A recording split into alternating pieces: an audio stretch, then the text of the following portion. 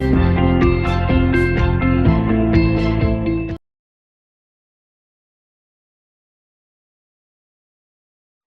Hind friends, स्वागत है आपका कंसेप्ट कंपाउंड एकेडमी में। आज हम लेकर के आए हैं इस सीरीज का तीसरा लेक्चर। इस लेक्चर में हम लोग जो एनसीईआरटी क्लास 10 साइंस की हम लोग चैप्टर 1 केमिकल रिएक्शन इक्वेशन कर रहे हैं, उसका क्वेश्चन सॉल्व करेंगे। जो सबसे पहले पढ़ने के बाद आपको देखिए 2-3 क्वेश्चन दिए हुए हैं, उन्होंने क्वेश्चन इन टेक्स्ट में करे क्वेश्चन दिए हुए, उस क्वेश्चन को सॉल्व करना है हमें। ठीक है, चलिए आइए स्टार्ट करते हैं।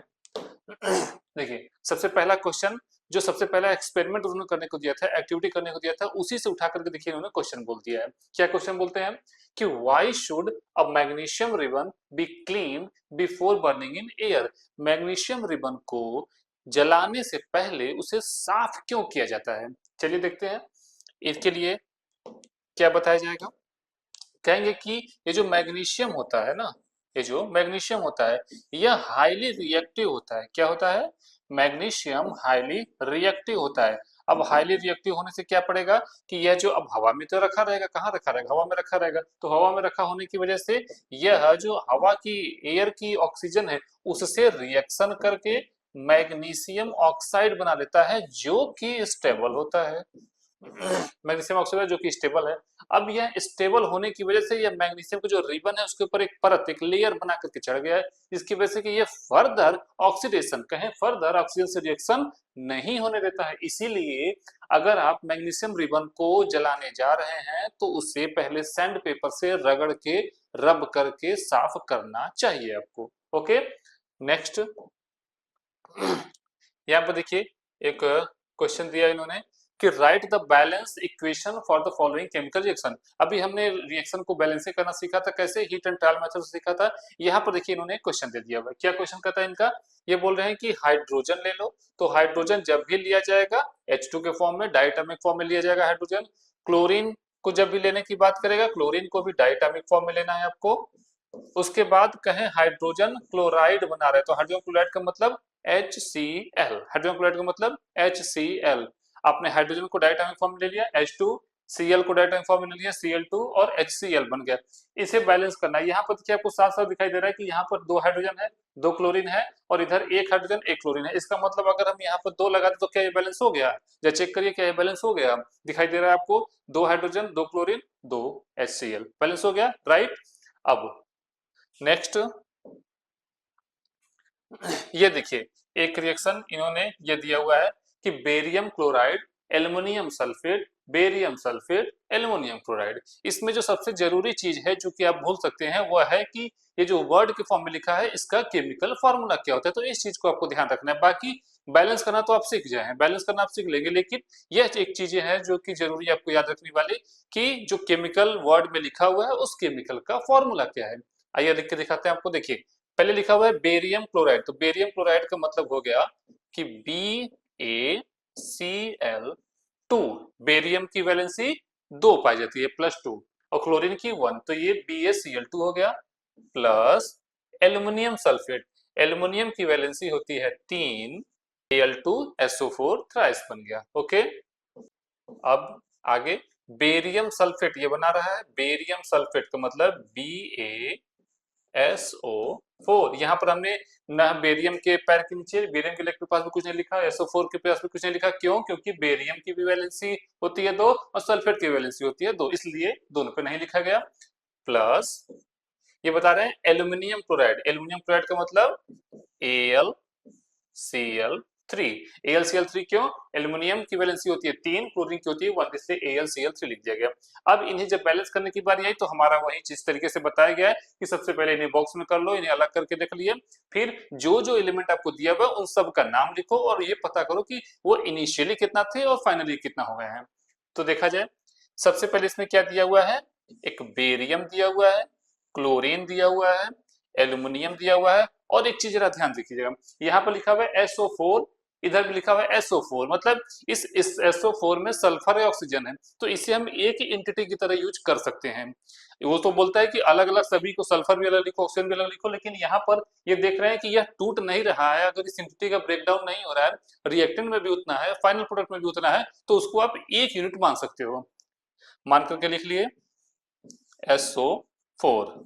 ठीक, अब इनिशियली देखते हैं, बेरियम इनिशियली कितना है, 1 है। बेरियम फाइनली कितना है, फाइनली भी 1 है। क्लोरीन इनिशियली कितना है, 2 है, और फाइनली क्लोरीन कितना हो गया, 3 हो गया। एल्युमिनियम इनिशियली कितना रहा, 2 रहा, फाइनली कितना हो गया, 1 हो गया। सल्फेट या SO4 इनिशियली कितना रहा, 3 रहा, और फाइनली कितना हो गया, 1 हो गया। ठीक, ये आपने ऐसे लिख लिया। अब आपको चेक करना है कि किसका नंबर कितना रहा, उसको सबसे पहले बैलेंस करना स्टार्ट करते हैं। यहाँ पर हमें दिखाई दे रहा है कि बेरियम बैलेंस है, और फिर बच्चा जिसका नंबर सबसे ज्यादा रहा, तो सबसे ज्यादा में ये हमें क्लोरीन दिखाई दे रहा है और SO4 दिखाई दे रहा है। तो हम इनमें से किसी को बैलेंस करते हैं। सबसे पहले कहते हैं कि हम आज सल्फेट को ही बैलेंस करते हैं, इन्हीं को उठाते हैं। तो यहाँ पर 3 लिखा हुआ है, यहाँ पर 1 लिखा हुआ है, तो क्या इसके आगे हम 3 लिख दें, बैलेंस हो गया, बैलेंस हो गया। ओके, तो चलिए ये इनका काम हो गया कंप्लीट। अब उसके बाद बचा बारी है क्लोरीन को बैलेंस करने की। क्लोरीन यहाँ पर हमें 2 दिखाई दे रहा है, यहाँ पर हमें 3 दिखाई दे रहा है।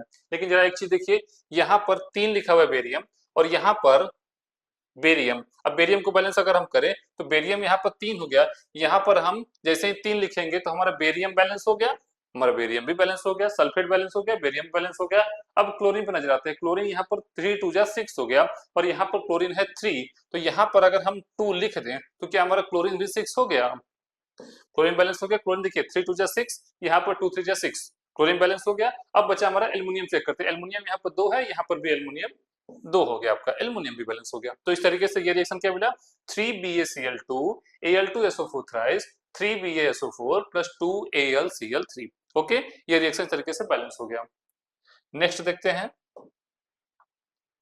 ये क्या बता रहे हैं कि सोडियम प्लस वाटर बना रहा है, सोडियम हाइड्रोक्साइड प्लस हाइड्रोजन। इनको जरा देखा जाए, ये रहा आपका सोडियम प्लस वाटर मतलब H2O, बना रहा है आपका सोडियम हाइड्रोक्साइड यानी NaOH प्लस हाइड्रोजन। ठीक, अब इनको जरा बैलेंस करिए। इसमें देखिए क्या क्या चीज दिया हुआ है, लिख लेते हैं अलग। NaHO, सोडियम इनिशियली कितना रहा, 1, फाइनली कितना है, 1। हाइड्रोजन इनिशियली कितना है, 2, और फाइनली कितना हाइड्रोजन हो गया, 3। ऑक्सीजन इनिशियली 1, फाइनली भी 1।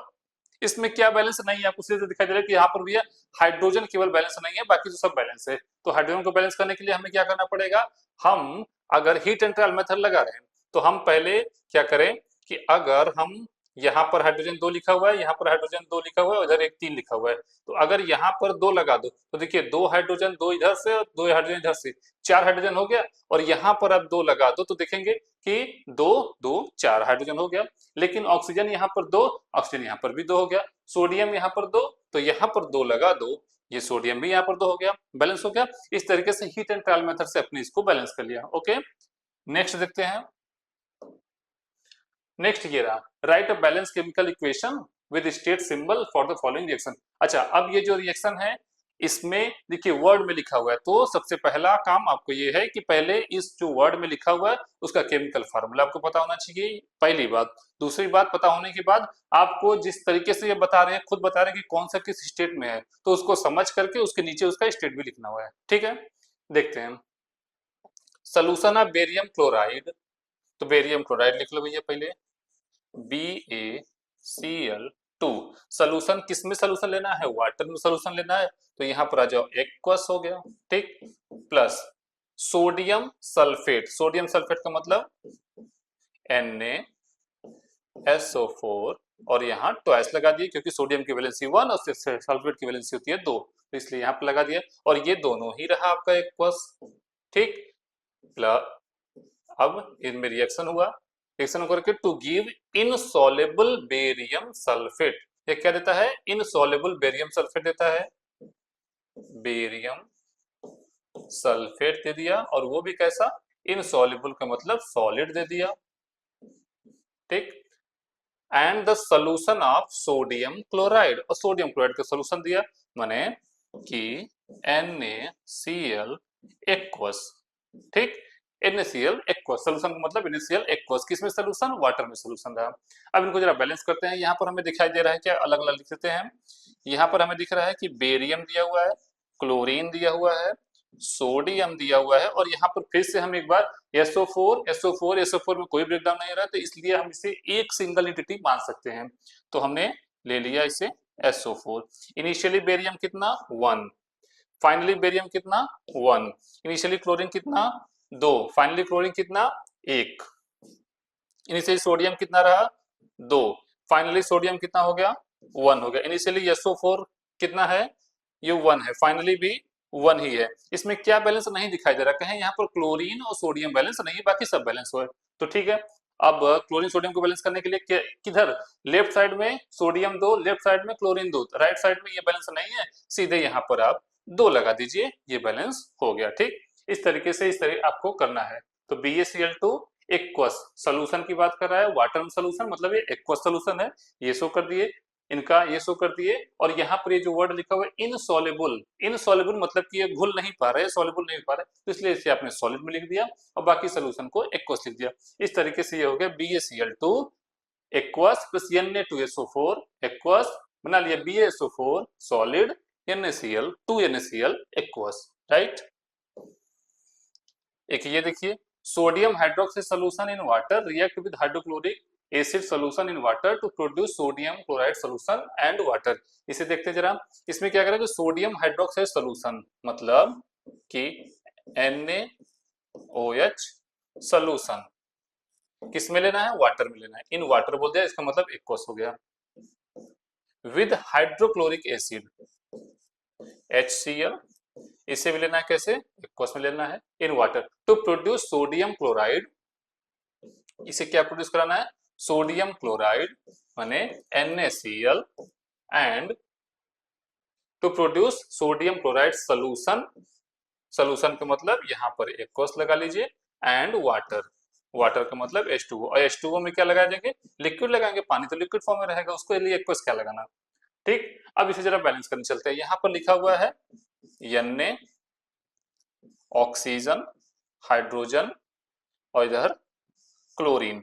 यहाँ पर देख रहे हैं कि लेफ्ट साइड में सोडियम कितना 1, राइट साइड में सोडियम कितना 1, लेफ्ट साइड में ऑक्सीजन कितना 1, राइट साइड में ऑक्सीजन कितना, ये भी 1, क्लोरीन लेफ्ट साइड में कितना है 1 है, क्लोरीन राइट साइड में कितना है, ये 1 है, लेकिन हाइड्रोजन लेफ्ट साइड में 1 और 2 ये दिया हुआ है, राइट साइड में हाइड्रोजन 2 दिया हुआ है। तो यहाँ तो कुछ करना है नहीं, यहाँ पर सिंपली सारा सब कुछ बैलेंस है। यहाँ पर देख रहे हैं सोडियम 1 सोडियम 1, ऑक्सीजन 1 ऑक्सीजन 1, यहाँ पर हाइड्रोजन 1 और ये मिलाकर 2, इधर हाइड्रोजन 2 है, इधर क्लोरीन 1 क्लोरीन 1, तो ये पूरा बैलेंस है। इसमें बस आपको शो करना है कि कौन सा किस स्टेट में है। यहाँ बता रहे हैं कि sodium hydroxide solution in water, तो एक्वस लगा दिया, हाइड्रोक्लोरिक एसिड एक्वस लगा दिया, सोडियम क्लोराइड बन रहा है एक्वस लगा दिया, पानी है तो उसके लिए L लिखा जाएगा, लिक्विड लिखा जाएगा, उसके लिए एक्वस नहीं लगाना है। ओके,